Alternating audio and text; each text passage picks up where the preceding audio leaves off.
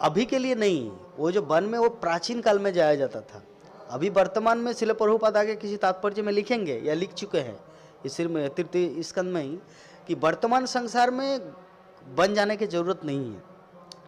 वहाँ पे शिला प्रभुपाद मेंशन करते हैं कि जो घर, जैसे हम लोग जिस परिवार में रहते हैं वो घर संसार, नगर जो है वो रजोगुण का प्रतीक है, और शराब, मदिरालय या वैश्यालय ये सब तमोगुण का प्रतीक है, और जंगल या वन सतोगुण का प्रतीक है।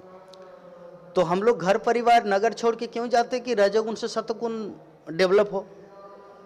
तो शिला प्रभुपाद वहाँ पे मेंशन करते हैं, नोट डाउन करते हैं कि जो भगवान का मंदिर है, इस्कॉन मंदिर या मंदिर मठ मंदिर, यहाँ पे साक्षात भगवान वास करते हैं।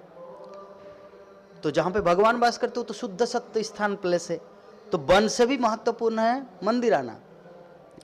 तो अगर आप इस्कॉन टेम्पल से फुल्ली कनेक्टेड हो गए तो आपको वन जाने का कोई जरूरत नहीं है, आपको वन जाने का कोई जरूरत नहीं। वर्तमान कलियुग में वन जाने का कोई विधान नहीं है, वो प्राचीन काल की बात यहाँ पे कर्दम ऋषि का बताया गया है। इसीलिए तो हम सबको समझाने के लिए शिला प्रभुपाद तात्पर्य में दी है कि नो नीड टू गो, मतलब फॉरेस्ट जाने की, वन जाने की कोई जरूरत नहीं, नो नीड।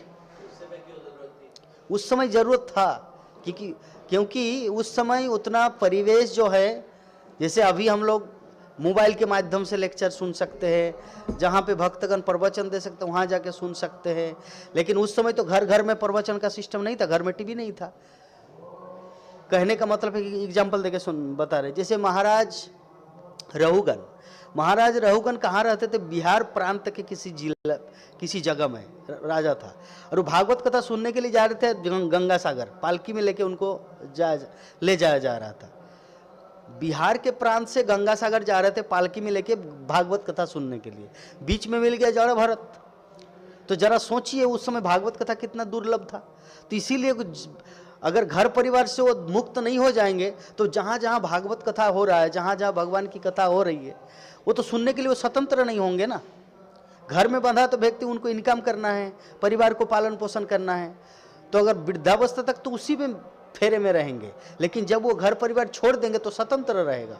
कभी हरिद्वार में कथा चल रहा है, सुखदेव गोस्वामी दे रहे, तो शुद्ध गोस्वामी नैमिषारण्य के तट पे 88,000 ऋषि मुनियों को सुना रहे, तो गंगा सागर में वहाँ पे कृष्ण कथा चल रही। इसीलिए प्राचीन काल में घर छोड़ने का विधान था, ताकि कृष्ण कथा सुनने का सौभाग्य प्राप्त हो। और कुछ? यस।